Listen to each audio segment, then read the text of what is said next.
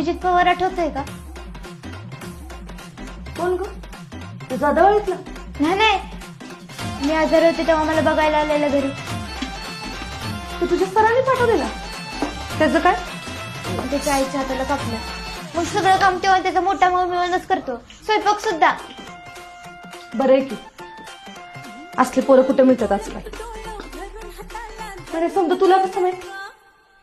अगं सांगतातच की त्यांच्या गावातल्या पोरी. लवकर बरी होऊन तू शाळेत होते बाय, आणि तू बी शिक काहीतरी.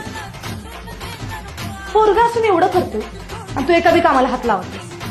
नुसतं आपला अभ्यास आहे काय अभ्यास? मी बी काम करतेच की, आणि रोज करू लागते. कसलं काम? आपण आलो असतो की तुझ्या आईला बघून. म्हणजे बघ की, ते उभे आला होताच की. मला बी बरंच वाटलं असतं केवढं.